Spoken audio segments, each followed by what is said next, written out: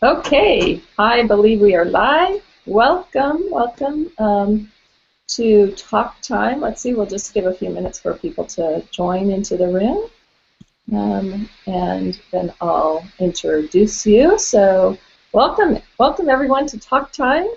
I'm Dr. Rebecca Jorgensen, and I'm here with Ian Jorgensen. And if the name sounds familiar, it's for a good reason. So I'm so excited to have Ian on with me today. Ian is my stepson, and we've been in the same family for, about 20 years now, Ian. And Ian is a movement educator and a certified Alexander technique teacher. And Ian, why don't you tell us just a little bit more about yourself? I know you're joining us here from New York. Yep.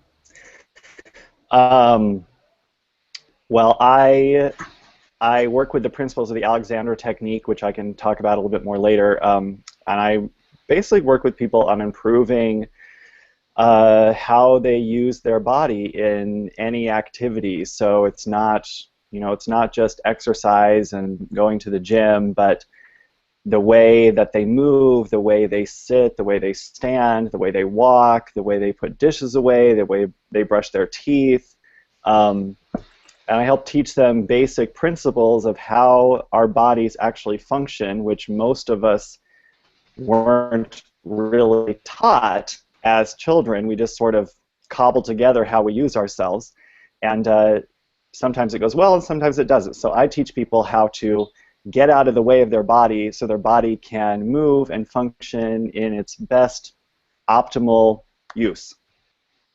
I'm so glad to have you here because we had this brainchild together when I was there in New York last in June, and I've had, I think, a couple herniated discs about 2.5 years ago, and I've been, suffering with some back pain since then, and working with it and working with some of the things that you've taught me, and we were talking about it, and what a kind of a risk factor, because since I've hurt my back, I've talked to lots of other therapists who also have back pain, back ache, neck ache, and we just got started to chatting about some of the things that you were doing that really specifically helps people have a pretty sedentary lifestyle.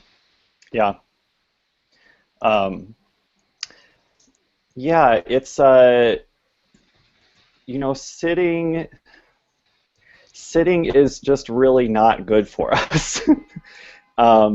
And there's a lot of research coming out now that, a lot of doctors are calling it sitting disease.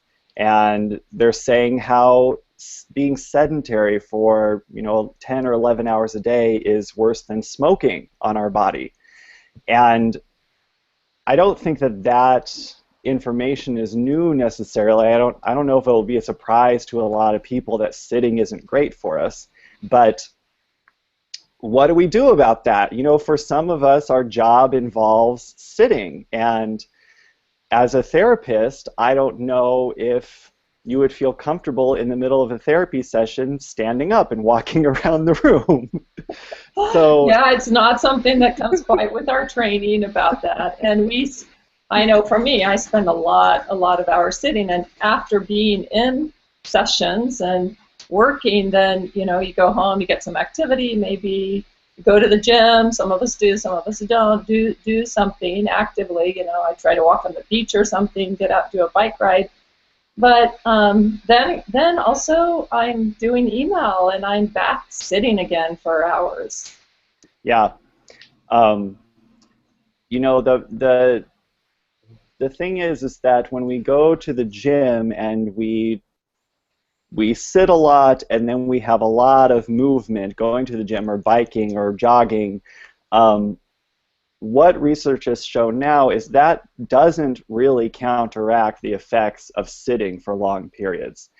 That was so surprising to me when you talked to me about that. Because kind of how it is in the general public is that if you just get your exercise in, you're doing good, right? And to hear that that's just not enough, that doesn't counteract sitting is really surprising. Yeah, I mean, I've believed that, but now research is out that really shows that that's true. And I mean, we were sort of chatting, and I was relating it to therapy in that if you sort of expect to go to therapy once, twice, even 3 times a week, and you know you're doing work there, but as soon as you leave therapy, you don't take anything with you that you learned there, and just you go back to being this very same person in the rest of your life, you know, how effective is that therapy really going to be if you never really apply it? And what it seems like our way of thinking about our bodies is that we can go to the gym every day, you know, let's say I work out for 2 hours every day, and then basically when I leave, we have this unconscious expectation that we can just leave our bodies and then not pay attention anymore for the rest of our day because we put in our time. And our body really doesn't work that way. You can't leave your body somewhere. It's with you all the time. And the thing with the sitting disease is that it's not just sitting. This isn't in the research necessarily because I'm also curious about who they looked at in this research, because there are different ways of sitting and ways of being in your body. And I think a lot of Alexander teachers would tell you you can sit and stand for a very long time very comfortably if you understand and know what you're doing. And it's not the same as sitting up straight, because sitting up straight can really take a toll on your body. It can get really exhausting. And so there are ways to learn how to allow your body to be easily upright. And I think that sitting for a long period in that way won't have as many detriments on your system. So if you do have a job where you can't stand, you know, every 20 minutes, at least you can learn how to sit and be with yourself in a way that's less detrimental until maybe like the therapy session is over and you can get up and move more. So it's not That's what I can help people all do. doom and gloom, really, right? We can not at all. learn ways to sit and to be that is going to help prevent, you know, across the course of a career, really. Many of us may not have any back problems at this point, but across the course of a career that really might set in. And so these can also be very preventative things that we can be doing throughout the day and while we're sitting, and maybe even between sessions that you're going to share with us. Yeah, prevention is such a key. I mean, I think that's true in most aspects of our life, and it's not necessarily the way we think in our culture a lot. It's usually we often wait until something happens to us and then we try to address it. But prevention really works much better. The thing that I really love about the Alexander technique is it works really well for prevention, but it also really works well if you already are in pain. Mm-hmm. So you get kind of a double whammy where it can help you with what's going on currently and help prevent future things from happening too. So you're talking about, you know, bulging discs in your spine, and what's funny is that I don't remember the numbers. I'm not a good number person, but a lot of people have bulging discs in their spine, but they have no pain. So a bulging disc isn't necessarily an indicator that you will have pain. Mm-hmm. But what you're doing with your spine and with your body, with your neck and with your head, if you have bulging discs, you could be moving in a way that's putting more compression on them, or you could learn how to move that puts less compression on them. And that's what I help people do. And that's one of the things you can help with. So when you and I were talking, one of the things that, now I've taken anatomy classes, I even took some, I took an anatomy class, you know, I had to learn all the bones in the body and everything, but you mentioned some bones that I hadn't remembered about that are kind of a first step in really just starting to help prevent and maybe move to repair the sitting problem. Yeah, I mean, there are sits bones, basically. That's the layman's That's such a term, great name, right? right? And they're called the Ischial Tuberosities, which I think is very fun to say, but That's the they're one your I sits remember. bones. Sits bones I did not know. Yeah. So um, they're bones right underneath your tush, and you can find them. I do this with students all the time, and even in my training, we would do it with each other. We would find each other's sits bones because they're really different on different people. And a lot of people sort of have a conception of where they are and what they feel like, but a lot of times our conception is off. And when our conception of how our body works is off, we get in the way of its working. We try to make it work the way we think it works. Mm-hmm. But if it doesn't actually work that way, you basically are fighting yourself. So So we what I kind of have know people that do, from therapy, really, that, you know, we fill in the blanks when we don't have the right information. yeah, I guess, and we do that with our bodies as well, you're saying.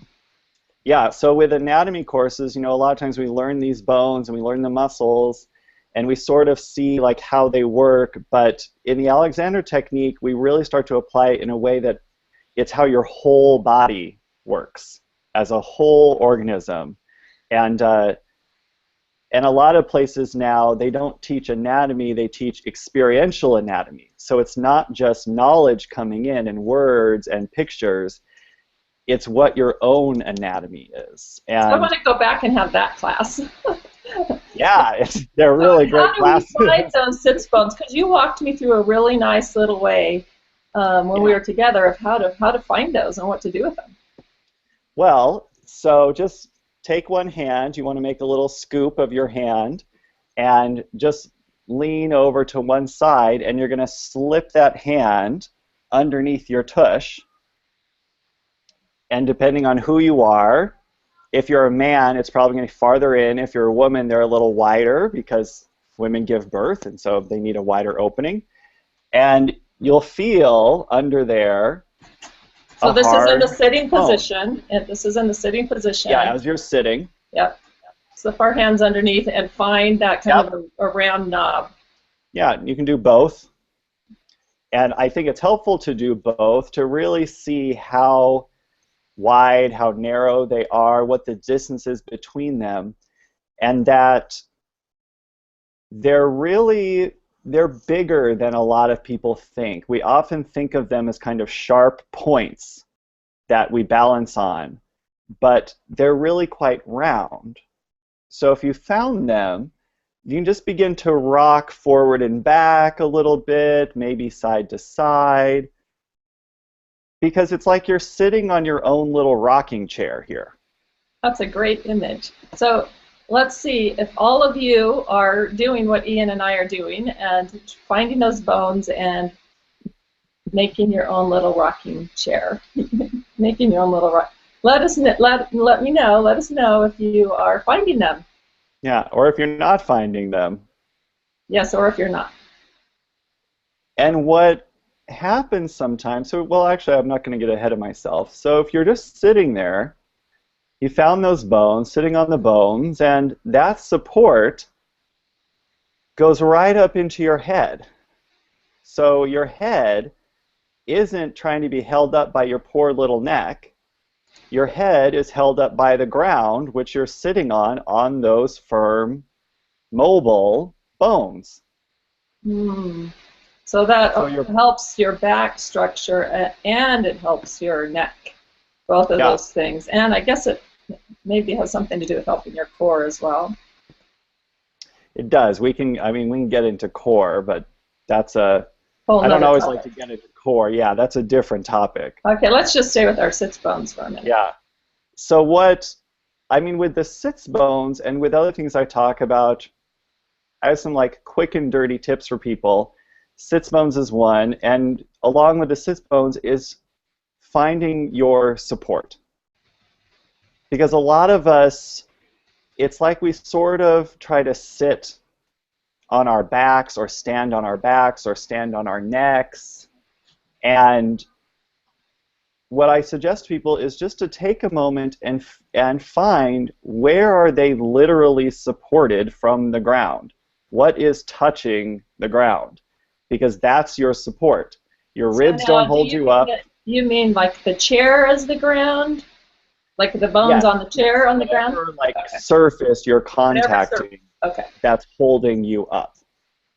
So it's not your spine. So a lot of times when people are, even when I work with people standing, and I'll talk to them and ask them to notice their feet, that the feet on the ground and their support, their whole body starts to change because they're not mentally connected with the ground.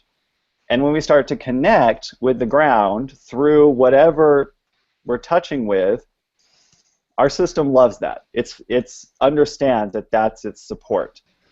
And the thing with the sits bones is that bones make better support than flesh. Flesh is not a good support. Hmm. So if you're sitting here and you're on your sits bones and you rock back far enough, you probably find that you slip off of them, and then you're kind of sitting on the back of your tush, and another bone back there, which is your tailbone, which is not such a good support because it's quite small. Hmm. It's a It's very small and it's narrow, got a it lot comes of down. nerves in it too. Yeah, it does. There's a lot of stuff going back there, and the tailbone doesn't become your main support. It's a lot of flesh. So if you're back there and you kind of rocked off your sits bones, I don't think that's a bad place to be, but it's not so good to be there extended period of time, but you can roll forward again and just start to find how that pressure from the sits bones, what's the difference when you've rocked off of them through your whole torso up to your head versus when you roll forward onto them and you get that support, that bony support. It And feels I'm not different. talking anything about sitting up straight. Right, it The feels top that really I'll different. a And little. there is this idea about, for me, when I'm aware of my sitting, like wanting to just sit up straight, but that's not what you're talking about. You're kind of talking about this way that we can feel those bones, we can move around with those bones, and it's not just thinking about being straight. Mm-hmm. Yeah, we can look at, let's do a little let's do a little exercise on sitting up straight. Okay. And then everyone can decide for themselves what they want. And this is how I try to teach people. I don't want to tell them what they should do. I try to get people to discover what they actually want and what they're already doing. Because we do a lot of things that we think are good, but when we examine them, they might not be so great. So we're going to explore a little bit. Okay. So just want to invite everyone to do whatever they think sitting up straight is. If you thought I really have to sit up straight, what is that? So just do that, and then go ahead and close your eyes for a moment. And now don't change anything. So we're all sitting up straight to our best ability, and we're not going to change anything. And if you find that something wants to shift or you want to adjust something, I want to encourage you to just not do that for a moment. To not change it. And start to just connect with what you are experiencing in sitting up straight.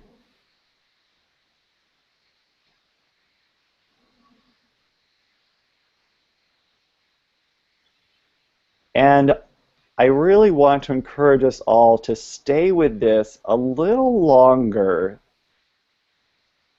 than we might usually do. To not change, but just connect with what is happening in this moment as you attempt to sit up straight.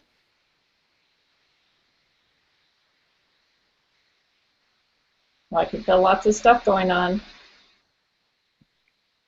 or wanting to go on, maybe. Hmm.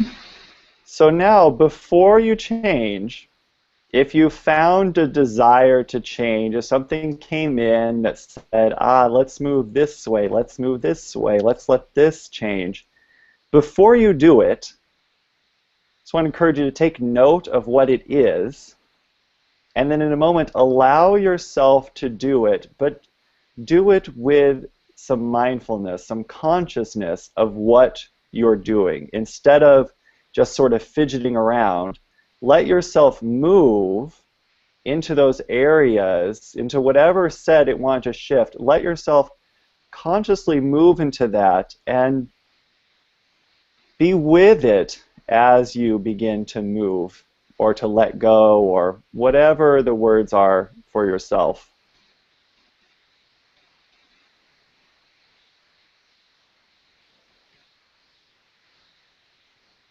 And just take note of when you move into that, into whatever wanted to shift, how has your system changed from that? And along with that, kind of connecting back, we can ask, where is your support?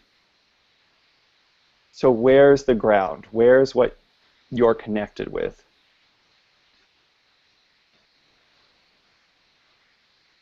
And then go ahead and open your eyes. So Rebecca, I'm curious what you noticed when you were not changing. Well, it's hard to not change. Yeah, we don't like that. No, yeah, it was hard to not change, and then I just started to notice all this tightness.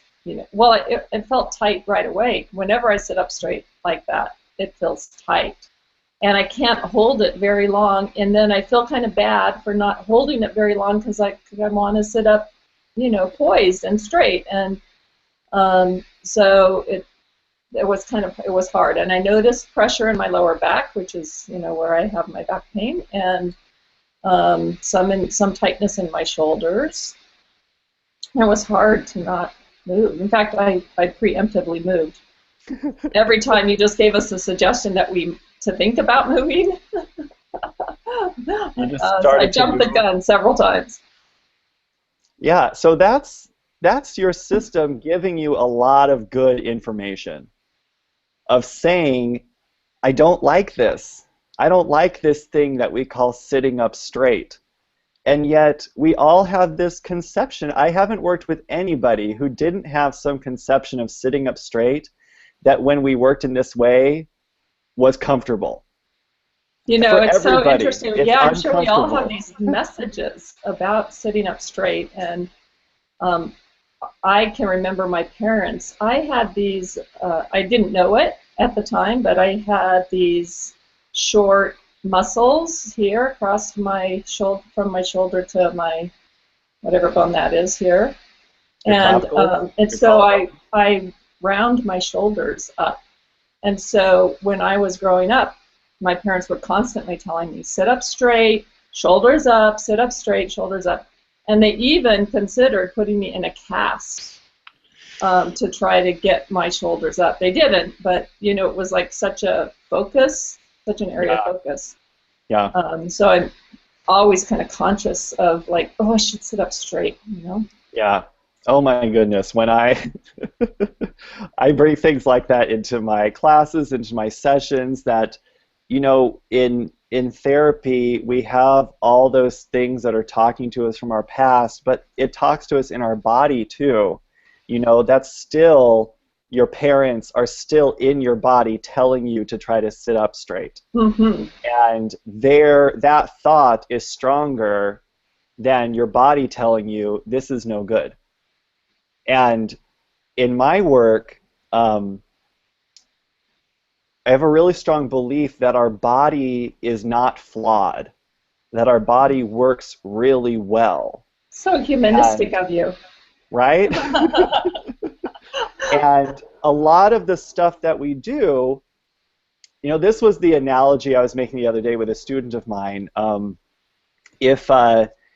If you are in the kitchen cooking, or like you're in a really wonderful chef and you're in the kitchen cooking, and someone very inexperienced comes in, but they really think that they know how to cook well. So they're like, well, I'll do this way, and then I'll help you do this, and I'll do that. But really, they're just getting in the way. And if they would just get out of the way, the meal would be prepared and it would be delicious. Now, the chef in that analogy is our body, our system. And our consciousness, our habits, are the inexperienced person coming in thinking that they know best. Mm-hmm. So what happens a lot, I can give this a little demonstration, going to come down what you were talking about.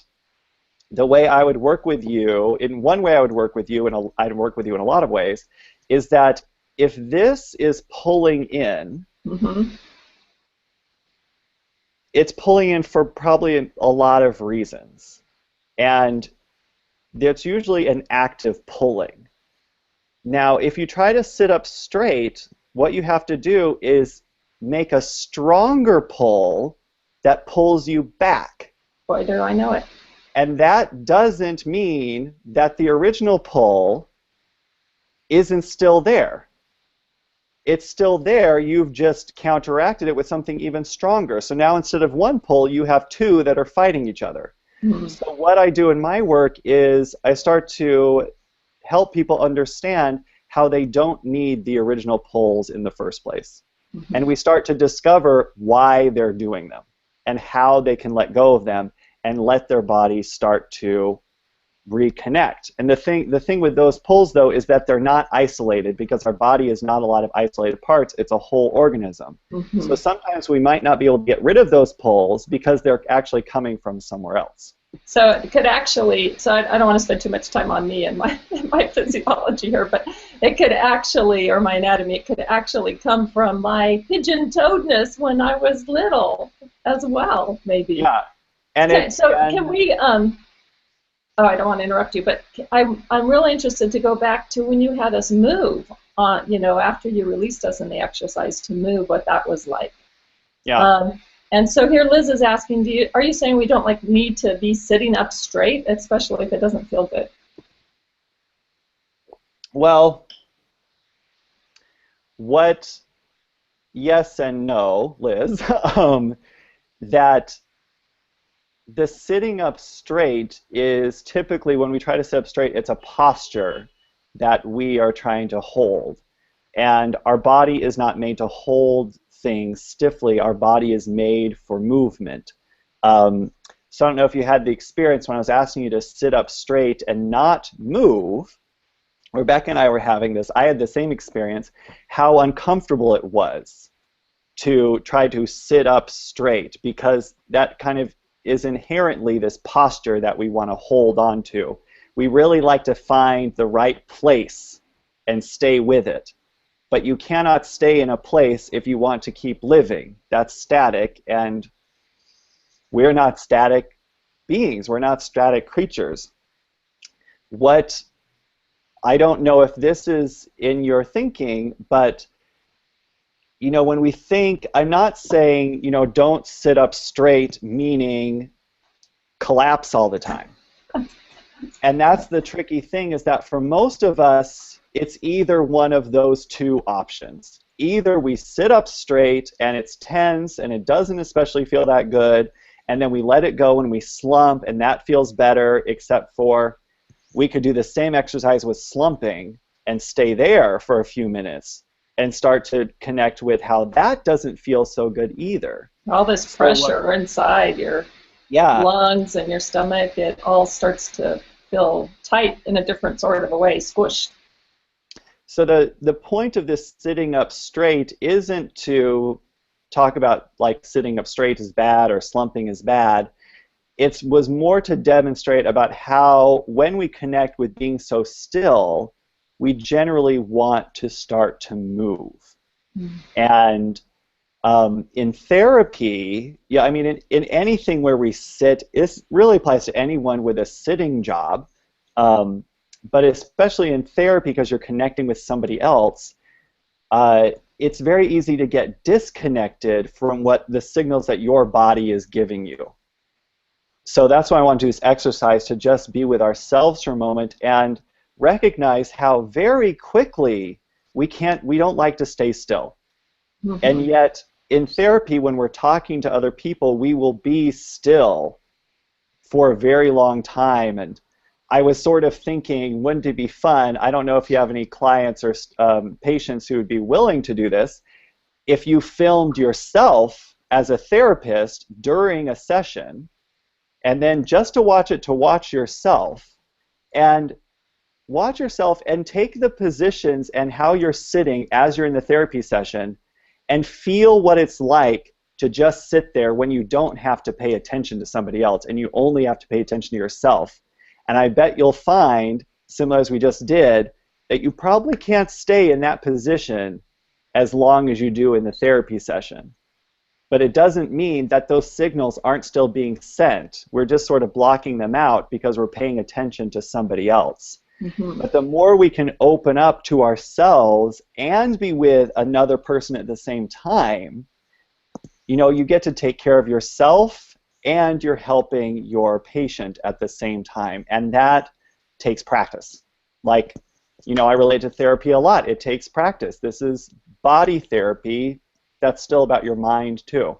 Yeah, so we can understand that in the way that we relate to people emotionally, that we connect to them, and you know, we have to kind of be grounded inside of ourselves emotionally to be with them, and an awareness of where we are emotionally, so that so it's safe for them and for us, you know, to have that secure connection. And you're saying something very similar to our body, to being connected to our body while we're still paying attention to them. Yeah. Well, it's so funny how we talk about it in our language. We don't have good language for it because the way you're talking about it and the way I'm talking about it still seems like we're talking about a separation of mind and body. Right. And I don't believe in that, and I don't think you do either. Right. But, I mean, do you mind if I tell a quick story about how I came to the Alexander technique? Because it's fine. It has to do with therapy.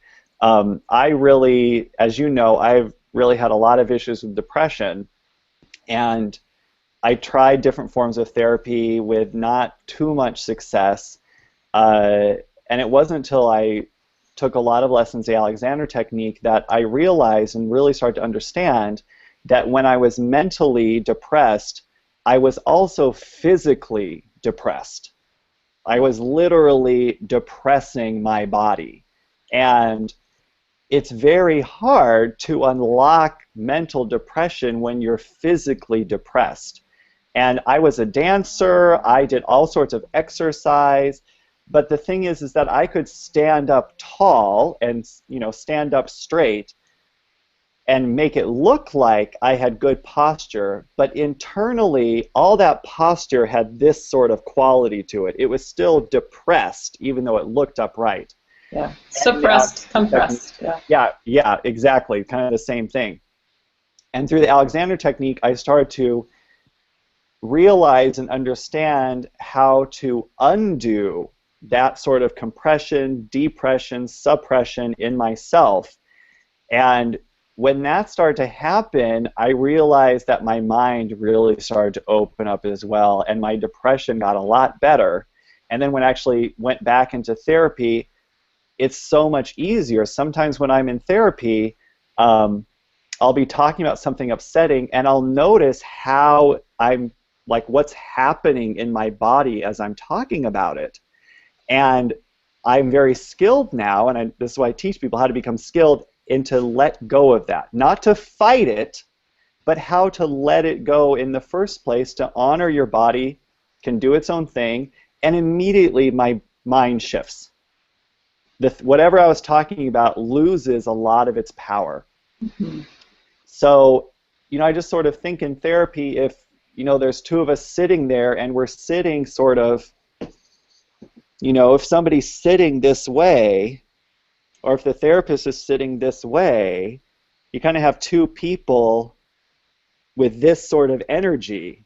And I think the therapy could still work, but I think it'll work a lot better if the energy opens up, if they understand how to let their body support itself.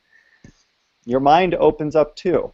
So really having a more complete mind-body connection, being aware of that connection and not segmenting it off in the way that we often do compartmentalize from the way that we've grown up, that just in itself will help us move more, be relaxed more in our movement, and not just sit in our chair and kind of get through session to session. Be aware of those little bones so we can move around on them. Yeah. Okay, cool. Yeah, so that's you're really not till the end of the day when we have a lot of pain coming in. That's like, let me backtrack for a second. When we were sitting still, sitting up straight and being kind of still, if you noticed those little signals your body telling you, like, I don't like this, I want to start moving, those are like subtle alarms going off, and your body is giving you good information. When we get really involved in something else, those alarms are still going off, but we're not really aware of them. Until, so it's like your body's knocking on the door and saying, hey, this isn't so great.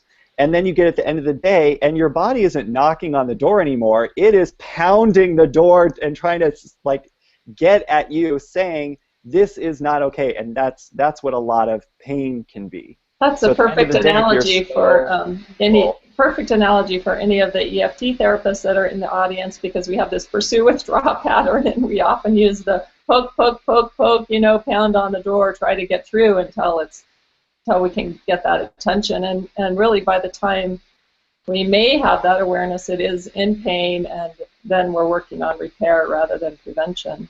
So, Ian, you had, in addition to kind of paying attention to our sits bones and that's one way we can sit. I know that I've been in offices, I'm not in it now, but sometimes getting chairs can help. And you have some specific kind of between sessions exercises. What else can we do? Yeah. When I work with people, I have about 5 minutes between students that I work with. And that's one of the first things I recommend to people, that time you have between people is so important. And we're both in the helping professions, and it's so easy to sacrifice yourself for somebody else.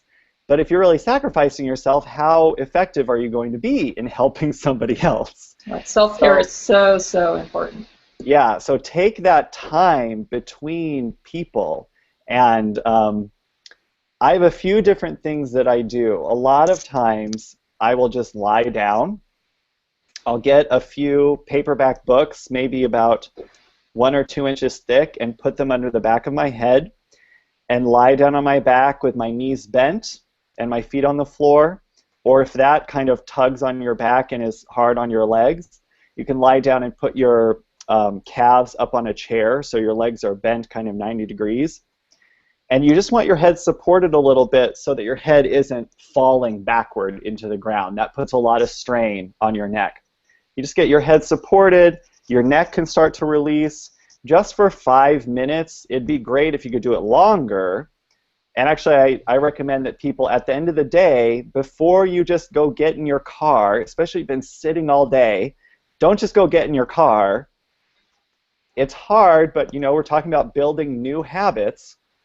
Lie down for like 15 minutes with a couple books under your head, your knees bent, feet on the floor, or legs up on something, and just lie there and don't do anything.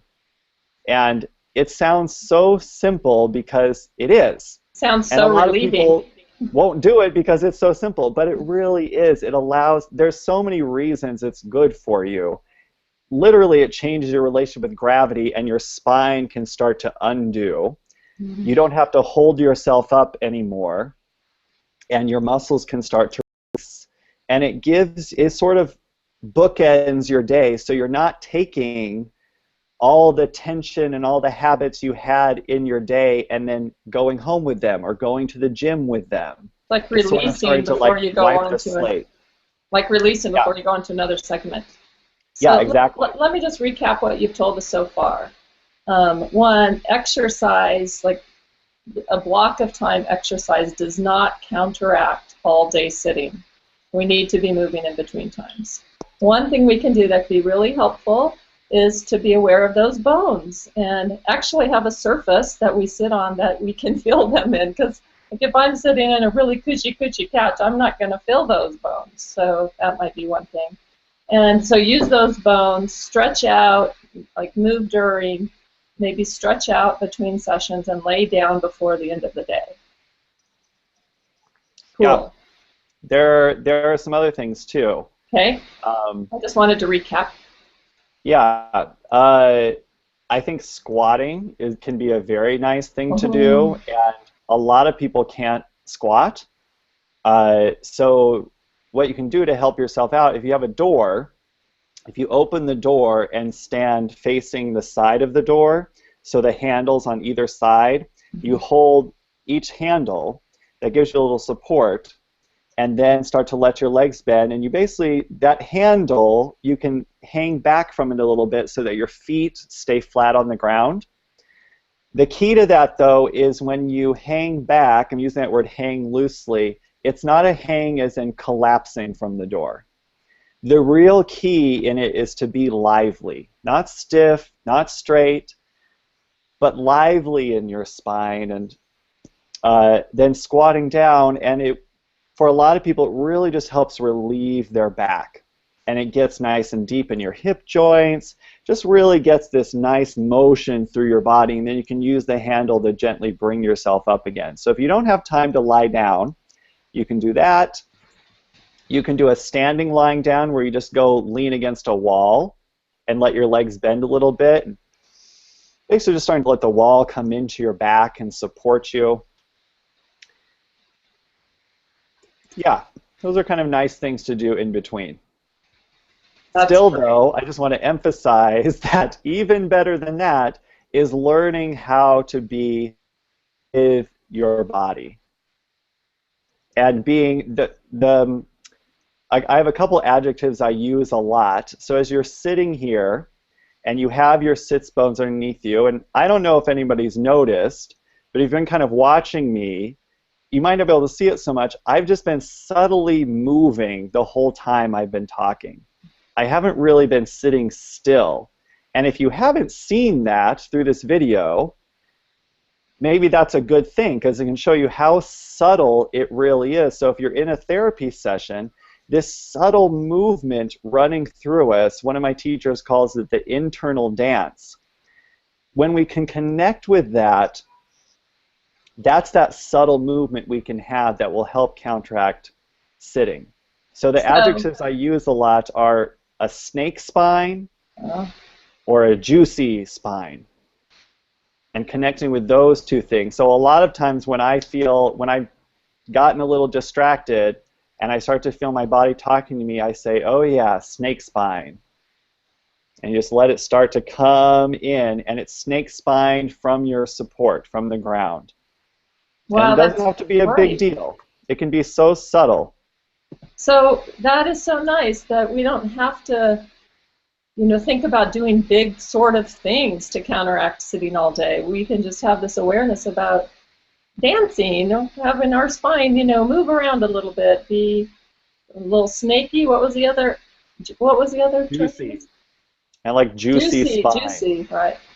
Juicy movement. I mean, I just think of that a lot, that a lot of us don't enjoy our movement so much, and that's a practice I work with a lot of my students in not just telling them to enjoy their movement, but I start to work with them to discover ways that they happen to enjoy their movement, that they can enjoy their movement no matter what it is. So that it's not waiting, I'm sitting here, I'm sitting here, I'm sitting here, and now that I'm done sitting, I can go do something and I can enjoy that. But learning how to sit here and enjoy the movement that is happening within you now. And that makes sitting longer so much easier. So Ian, I pulled our audience while you were talking about if they, and I'm not sure I spelled it right actually, if anyone ever has laid down in laid down in their office, and 50% had and 50% haven't. So I can remember the first time I ever did lay down in my office. I was so embarrassed. It felt like I was so tired I had to.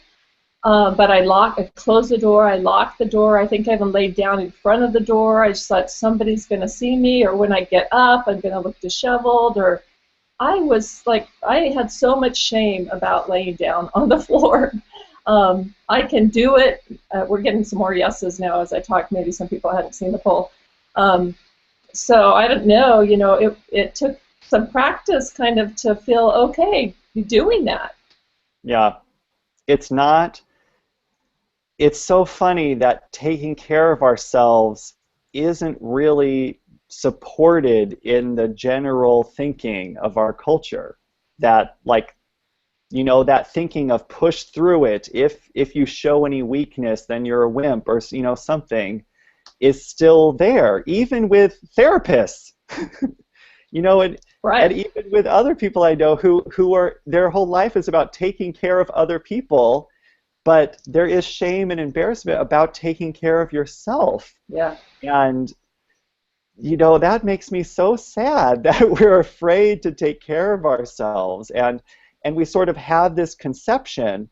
I have a couple of students who they have 12-hour jobs where they work for banks, and they sit for 12 hours, and they sort of have this idea that if they could just exercise enough or learn about using their bodies right, that they should be able to sit for 12 hours with no pain.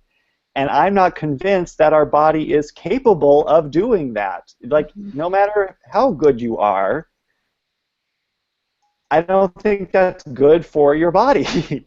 And I think it really takes a lot of guts and a lot of bravery to say, I need to take care of myself, and that I'm a better person when I take care of myself. I'm more effective. There's so many studies out. And I'm going to live longer. Yeah, I'm going to live longer, and you're going to be better at your job. There's so many studies that talk about how our productivity goes way down after 6 hours. Something like, I don't remember the exact number. As I said, I'm not a good numbers person. But there are no studies that say your productivity goes up after 6 hours, that you become working better. They all say it just goes down. Yeah. Every one of them, you just get down. And yet in our culture, we still have an expectation of working 50, 60-hour work weeks. And then how do I do that and still be effective? And I don't know if we can, but if you're doing it anyway, you might as well be really brave and say, okay, I'm going to work 60 hours, so I better do everything I can to take care of myself in those 60 hours. And lying down, if you can't come see me, if you can't find an Alexander teacher in your area, and on my website, movementforhealth.net, I have a link to where I was trained and to the national organization in the United States that I belong to that lists all the Alexander teachers that are out there that belong to that organization. But if you can't get to somebody, you can at least lie down. So 15 minutes a day can really make a big difference. So that's so encouraging, that these little movements, having a juicy spine, laying down at the end of the day, being aware of those bones, that can make a really big difference. And there's a question here. You were a dancer. You weren't necessarily a ballet dancer, but the question is about that. I'm not sure. About pliés from yes, Robin. Pliés. Yep. Yeah. I don't have anything against pliés. What I would suggest more is, Robin, if that's what you're looking for, anybody, is doing what we did before, that, if you're just standing or you're just sitting, close your eyes, if that connects you better, and start to just play around with the way your body wants to move. And this can be very difficult for some people that we don't know. A lot of my students, it seems very difficult for them to discover their own movement. We really want to be told the movement that we should do. But different exercises and very constructed exercises, they might be fine, but they might not really be what your body needs in the moment. And I think when we start to listen to our body, which if you haven't been listening to it for a long time, it might be kind of quiet when you first try this. But the more you practice it, and this is something we do in the Alexander technique too, the quicker it tells you what it needs. And so if you stand up and your client, your student, your patient leaves, you close the door, stop for a moment, and you start to access that internal dance, and you find that your legs want to bend, that you want to move your arms in different ways. So you're doing your own mini dance that's not put on you by anybody else, but is really coming from yourself. That's really nice. That's great imagery. Do you know the device Backjoy, Ian? What would be your thoughts about that? Can you talk to us for a minute about chairs? We have some links for chairs I'll be putting in, but maybe while I do that, you can be talking about chairs. Yeah, I don't know what Backjoy is, but maybe this will help with maybe the chairs will help. So this whole time, the first thing Rebecca just put up there was a Zafu. I'm sitting on the floor right now, and I'm sitting on my Zafu, which is this cushion that's full of buckwheat. And sitting on the floor for me, since my sits bones are quite narrow, it's not very comfortable. It's very hard for me to sit on them without kind of gripping my back and my legs. So this Zafu gets me a little bit up off the floor. And I also use it when I can sitting in a chair, because I'm quite tall, I'm 6'3", and most chairs are too low for me. They force me into a slump. They force me off my sits bones. So if I can get up a little higher, I use my Zafu, and it gets me up there, and it lets me get onto my sits bones. It's amazing how much seating, the type of seating, does push us right off of those sits bones. I've noticed that. Yeah. It's so frequent.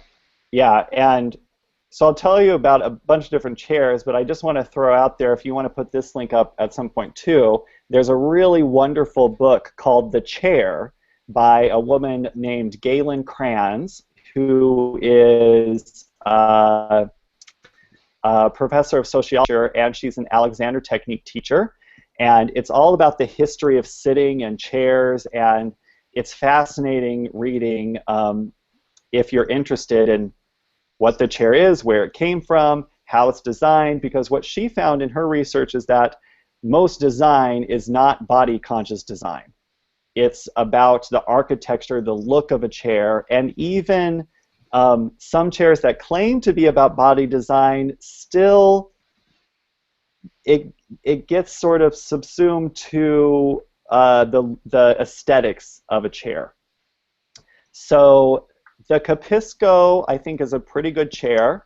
It has a lot of different options. You can lower it up and down. You can change I think you can change the width of the seat. It has these little divots in it so that your thighs can just drape off of it. And it allows you to do something Galen talks about called perch sitting, where your knees are quite a bit lower than your hips and your feet can be on the ground. So you're basically perched on your sits bones. And most chairs are so low that when we sit on them, our knees are slightly above our hip joints, which throws the weight of your leg back into your torso and throws you backward. Okay, so say that again, because that sounds like an important thing for us to pay attention to about those chairs and the way they make us sit that's not really good for us. Yeah, a lot of chairs, when we sit in them, our knees are often slightly higher or at the same height as our hip joints. And that takes the weight of your leg and suddenly pushes it backward into your torso, which throws your torso down. And it's very hard to sit on your sits bones. You sort of have to try to counteract the action of your legs. And a lot of us, if anyone feels like they have tight hips, that's one of the biggest reasons. And even when they start to sit higher, it's still quite hard to get out of gripping in their hips because it's been so long. And with different lessons, and just with lying down work too, you can start to learn how to undo that and let your pelvis release and let the legs go. So the height of a chair can really make a big difference. And with all of these chairs, well, I'll say this at the end. So that's the Capisco is a pretty good one. It gives you a lot of different sitting options, which actually, that's what I was going to say, is that I was sort of thinking in terms of therapy again, that if someone's in therapy and they have a lot of anxiety or emotional pain, and might be saying, well, it's really my job. I really just have to change jobs. I need to get a new job. And then they do. And that might have been one of the things contributing to what's going on, but when they start their new job, they're still the same person coming to that new job. And maybe the job has less demands, but wouldn't it be great to be able to, instead of just always changing your environment, wouldn't it be great to be able to change yourself? So sometimes we look to say, well, I really need the right chair. It's like, I really need the right job. And the chair can really make a big difference. But at the same time, what will really help and will last you for your whole life is learning how to change yourself. And that's really what the Alexander technique can do. About movement, yeah, being able to move better, yeah.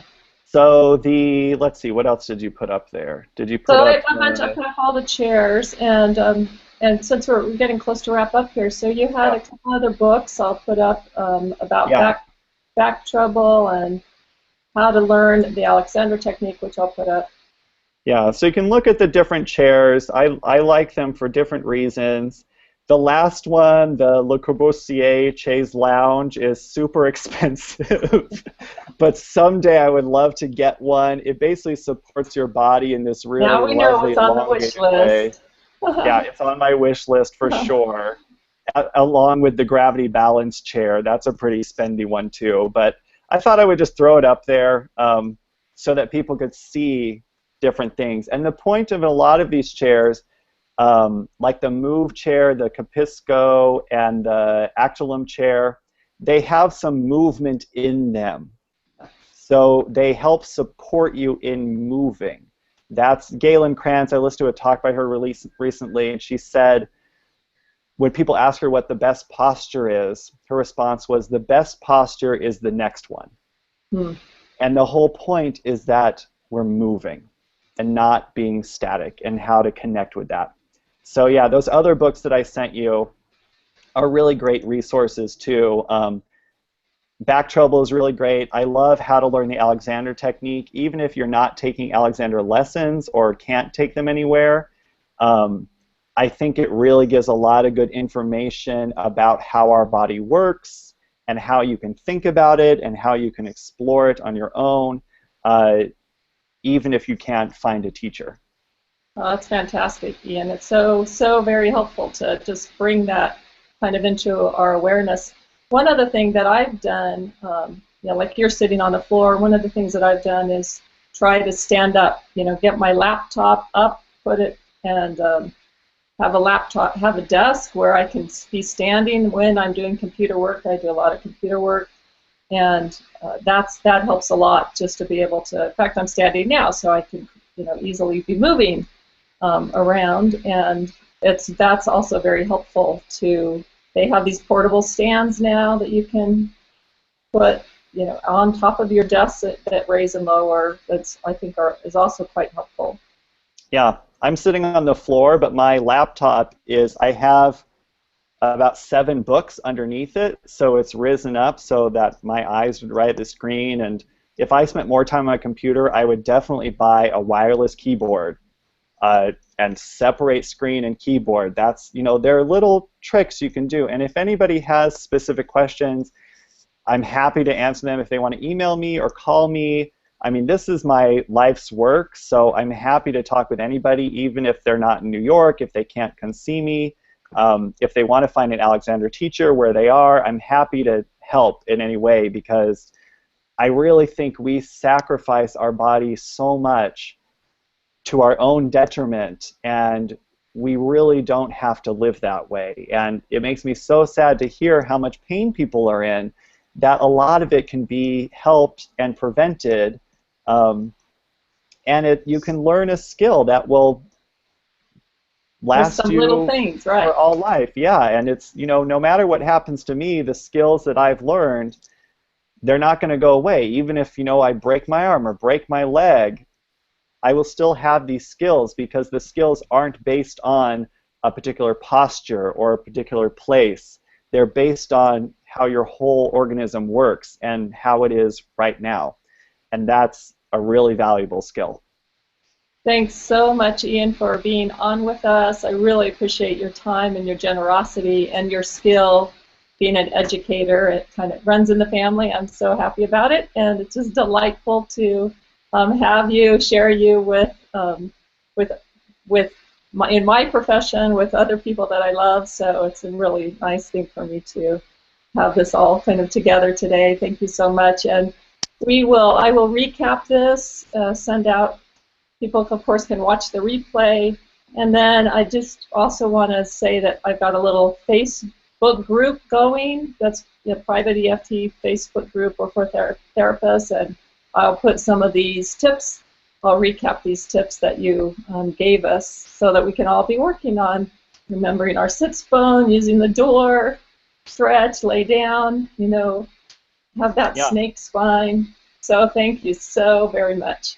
I'll put these chairs and these books on my website as well, movementforhealth.net, and I have a little blog on there. I just started recently, so I don't have a lot on, but I like to put little snippets on what people can think about and how to move. And again, if anybody has questions or anything, feel free to call me or text me or email me or anything.